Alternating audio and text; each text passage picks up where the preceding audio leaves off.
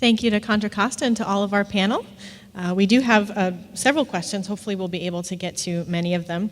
But one question that was addressed to all the counties and was mentioned in a couple of the presentations was about how you deal with the issue of housing services and how that's been integrated into your 109 planning. So if we could start with Sonoma.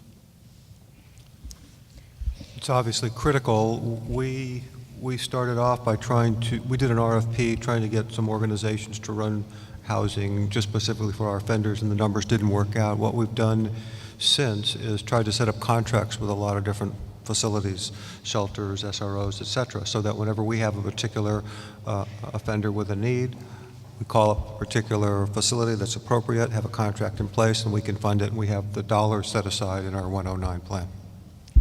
Thank you.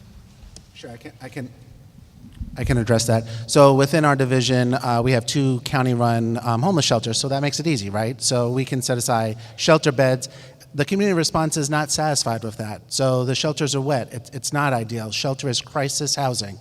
So if we need to get an individual into a crisis housing situation, that's a good springboard. Really going to the expert in housing. So we interact with community-based organizations who are housing experts. The smart person knows when to pull in the expert. So setting aside money within the CCP, the AB 109 plan, to have a housing specialist. What's the bang for the buck? How do you move into master leasing situations? It all comes back to income and benefits.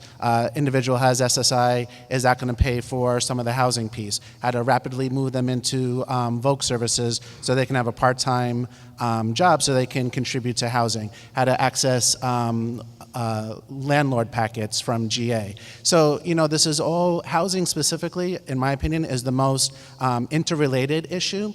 And yes, resources are tight, but it's also back to the individual. Where are they at in making life choices? So the individuals who are choosing pro-social living, who are choosing wellness, housing actually kind of comes pretty easily. The individuals who are extreme criminal involved, housing comes kind of easily. They go back to custody. The individuals who are ambivalent, the guys in the middle in terms of moving into recovery, letting go of their addiction, moving into amending relationships with the family members that they have burned those bridges, that's a critical piece. So as housing is an important issue, and please think of it dynamically in multiple factors, it comes back to the man and woman who's making the choices, because they're the driver. And they're much more guiding how you make housing choices, what they're ready for, and what are they demonstrating with their behaviors. So that's my soapbox. And just to add on that quickly, two pieces that we're really focused on with our second chance grant, we really recognized that we needed access to sober living and housing after treatment. So there was this kind of, again, we're not quite off the continuum yet. We need to have that transition. So we were able to use new grant dollars from this year to focus on getting some funding for sober living, as well as the benefits piece he said too, we can get folks into sober living. We're working right now with the GA team to really look at how can we ensure benefits are turned on as soon as possible so we can get people into those environments. And then with our AB 109, the short and long-term housing includes some master leasing that has some homes that are in each of our regional communities where no money, no anything is required to get right into them. And then we're hoping to transition people out and continue to have a flow of folks go through those spaces into whether it's sober living or other kinds of environments where they're starting to use their income to pay for housing. I think it speaks to sustainability and subsidized housing. The idea is to get the ball rolling, get transitional housing, get the systems in place that then do long-term housing. So again, that's another way to reframe your resources. And then what's the scope and goal? I don't know that we're agreeing to or have capacity for long-term permanent housing for every single man and woman we serve. So I just want to be realistic about that. Thanks. And Marin? We mostly work with our local homeless shelter. We'll call them when an inmate's getting released. We'll call them and try to get a 5-day referral for them out of the jail if they qualify for that. We have a great relationship with them, and also we try to either look if the person wants treatment, look at treatment facilities either in the county or out of the county, and work with probation and the recovery coaches to get them transportation to those ones that are outside the county. There's a few in San Francisco take people that don't have benefits, so we'll try to partner with them. Or even the families, we'll ask the families if they live out of the county or even out of the state, we have a program called A Ticket Home, and Deputy S actually got a guy a bus ticket back to Maryland. So to be with his family, so contact a family on the outside. If they don't have server, they don't have the means to pay for those tickets, we can actually work with them as well. Thank you. And we also have several questions about funding sources, especially when applying some of these programming to non-AB 109 populations. So I'm wondering if each of you can speak to any creative funding opportunities that you've found or other funding partnerships that you're using, especially for the programs that you're opening up to your population more broadly. And maybe we'll start down with Marin this time. Well, our approach was kind of a general global, like Dave said, is that we're using not AB 109 monies all the time, but if we can say, hey, we're using this to make room for the AB 109 people coming into our jail. And so we can use it at that approach, but other funding streams would be like SASCA or SB 678, things like that, trying to provide funding for the parolees. And I mentioned the veterans, the VA, we'll use those other services that are available, GA, the general assistance in the county, or food stamps, SSI. There's a program run by the Ritter House, which they call the RISE program, Rapid something or other Social Security. And so we can send them down the Ritter House. If their SSI got turned off while they're in custody, they will actually help them apply to get that turned back on once they get out. And so it's trying to identify what else is available in the community and help them obtain that. And that's what we really try to do in reentry, is to get them. I kind of look at it like a broker house of services. Dave and I and the team will say, we actually have a meeting every other week, and we run a 60-day release list for everyone getting out of custody. And then the whole reentry team meets, and then we ask the guys. We ask the guys from probation, from Ritter House, from the shelter, what's the best plan for this guy and what funding streams available for them. So it's not just the sheriff's department trying to figure it out. It's everyone at the table trying to figure out, and everyone seems to know something different. What programs are available, who takes SSI, who takes a guy that doesn't have any benefits, what program will take you, what services are available for someone with nothing, like St. Anthony's or Salvation Army, working with those organizations to try to get people in the treatment that way. There's no silver bullet. If you ask any behavioral health manager, they also have an MBA. So everyone's thinking money all the time. The go-to stuff is what Alex talked about yesterday, the last speaker, Medi-Cal, Medicaid. Absolutely. If we can maximize Medicaid expansion as much as possible, that's just, you can't put all your eggs in one basket, but that's a great revenue source. Disability, what does the individual bring to the table? Are they disabled? And even if they're disabled, is that lifelong? Can they get transferred into part-time work and full-time work? No one wants to be disabled for their entire life, even though that's a source of income. Maximizing all of the GA, food stamps, all of those community benefits. And I got to say, success breeds more success. So actively, aggressively going after grants. Second Chance here is a grant.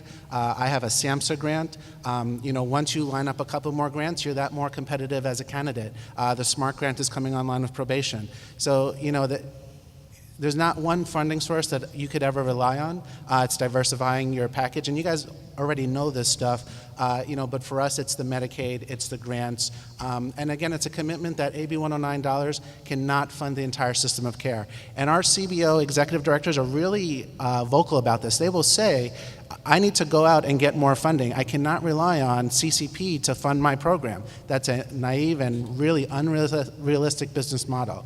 So just being upfront and frank about those conversations from the beginning, I think you're in a better place. I think putting your head in the sand and not talking about funding is not a good recipe. Certainly similar for us. Medi-Cal is key. Disability, having new eligibility workers funded through 109 again helps us, helps our clients leverage that. We love that notion. It was funding from the state for DUI treatment court, which just ended recently, but the court is going after that. And I will say that we are combining a lot of the new resources with what the county had already been doing. For example, we had a MIOCA grant years ago in the adult system, Mentally Ill Offender Crime Reduction Grant, and we had a mental health court, call it the FACT court. When that funding went away, our system folks believed that we could demonstrate how productive that was, and the county administrator set a high bar, but folks were able to demonstrate this program saves the county a lot of money. It's an upstream program, and when the funding went away from the state, the county bought off on that. We continued that court with general fund dollars, and it's been a wonderful program. It funds the court, it funds mental health workers, it funds a probation officer in there. So it's looking everywhere, trying to be creative, and there are, again, you're right, there are no silver bullets on that. Thank you. And one final question, how are you measuring the success of your efforts, and how have your counties chosen to define recidivism for the purposes of tracking? Bob, do you want to start? Well, in Contra Costa, because so much of actually a lot of what we're talking about is beyond 109, so our Second Chance and Smart Probation grants have really taken us beyond. It's taken the model and really expanded it. We've learned from the beginning of 109 what's working, what's not working with the recidivism. And so recidivism for us has been some of it's defined by the grant. So some grants are requiring recidivism is looking at the time in custody, how much time a person is returned to custody, whether it's for a violation or a new offense. Other grants are looking at any contact at all, and 109 also uses its own measures for recidivism. So we have defined it sort of different ways, but I think what it has come down to for us at the bottom is keeping our jail beds empty and keeping people in the community. I think we saw from Marin and some of the other presenters the actual numbers and dollars that we saved by not having those beds in the jail filled. And so that's why we're trying to get them out and provide enough services so that they're not returning. We do have recidivism data for each of our grants. Of course, we have data moderators. I think Jesse can speak specific to each of our funding sources, how we're measuring that data. Just to give just a quick example, as we do not have a lot of time, but for our Second Chance program, we endeavored to serve 100 people. We have 100 people enrolled, and at this point, about 10 months into service delivery, we've only had 3 people be convicted of the new offense. So this is a really huge success. Not all those folks are out in the community yet. We still have some folks who are pre-release, but over 80 of those people are. So it's really showing you that by creating that wrap and having the responsiveness and having amazing dedicated staff, that you can have that impact.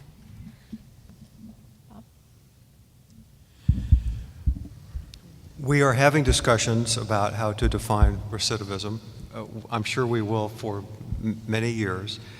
It's an interesting process. As you can imagine, on this diabolical committee called the CCP, there are different opinions, everywhere from calling flash incarceration a recidivism on up to just a felony conviction. We have, in particular, beefed up our data evaluation and data evaluation subcommittee. I can't remember the exact title of it. But we have asked them to make some recommendations on specific definitions of recidivism for the CCP to consider, and we've also asked them to get deeply involved in terms of figuring out the success of everything that we're funding in the CCP, as well as the overall program for realignment. So they have a charter now, and they actually have logic models for every one of the programs that we're funding. I'm glad we have some people with this knowledge to do it, because I can't even conceive of how you would go about doing something like that. But as we go forward, as we've said, as everybody knows, there are going to be some tough decisions. We're not going to be able to fund everything that we want to. We need to know what's working and what's not. So we're on that path. We have questions all the time. Is realignment working? I think most of us are saying, I think it's a little bit too early to really know, but pretty soon we're going to have to say. And in particular, I think the broad question is going to be, are we better off having state do it or counties do it? And we're all going to have some version of that answer locally and statewide, and it's coming soon, so we all better be ready for that. We're working on it as hard as we can. And Marin? Well, I think Dave covered it pretty well in the presentation about basically what we're doing is keeping track of everyone that the reentry team is touching, the services we're providing, how we're helping them out, and then seeing if they come back to custody within the next year or so. And if they don't come back into custody, then that's what we keep track of. We keep track of their days in custody prior to reentry and then days in custody after reentry. And that's pretty much how we've been managing that. Thank you very much, and thank you again to our panel.